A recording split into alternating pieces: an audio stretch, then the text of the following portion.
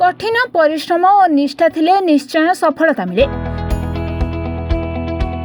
यह खूब कम बयस रे प्रमाणित करी देखाइछंती 35 वर्षीय उदीयमान युवक युव इंजीनियर रवींद्र कुमार महांती, जे कि बालेश्वर जिला बस्ता ब्लॉक भेलोरा पंचायत भेलोरा ग्रामर ब्रजमोहन महांती और अन्नपूर्णा महांती कनिष्ठ पुत्र अटंती।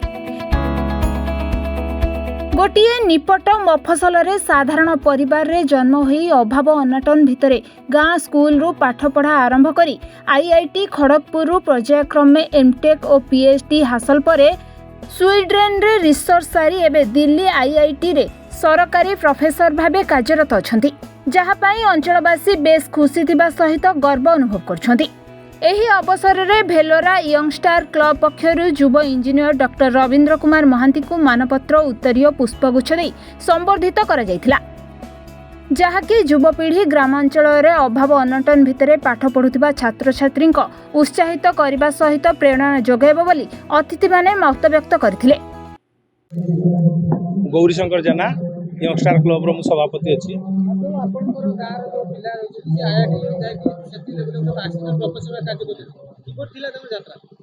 ताको यात्रा तो देखिले बहुत कष्ट से बहुत स्ट्रगल ताको लाइफ रे से करिसंती, जो कि से आज सफलता सीढ़ी रे पहुंची पारिसंती। से कष्ट आ पाठ पढ़ार जो गाँ रे जो सब फैसिलिटी नथिया बेले से स्टेज रे पहुंची पारिसंती, सेटा तो आम पई बहुत गर्वर कथा खुशीर कथा। तेणु से आम क्लब आज भी गर्वित।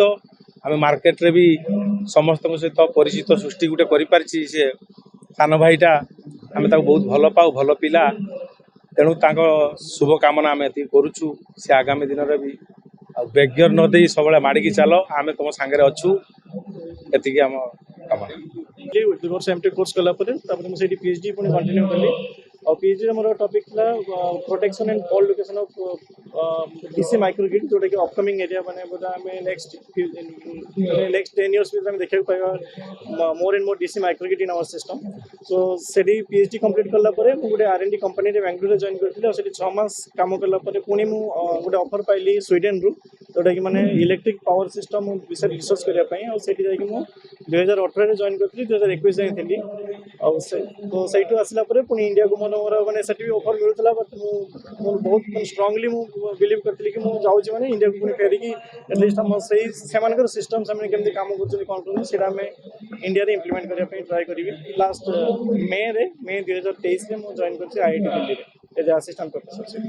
गाँव जाकि एत बड़ पदर अवस्था आजिकल पिला माने पाठ पढ़ा बुझी होउछन बाहर मध्ये पळे होउछन दिल्ली बाबा जाकि घर कमाले काम करछन। पिला माने को कोन उपदेश रहिबो?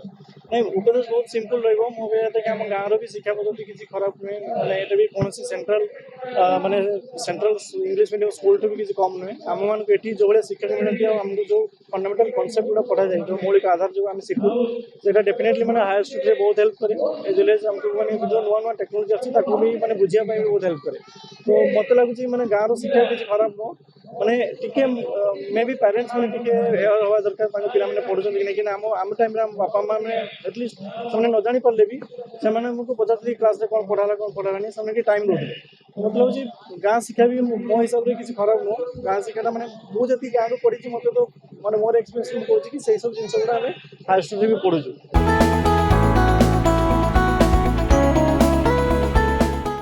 Baleshwar Ajit report Mahabharat live.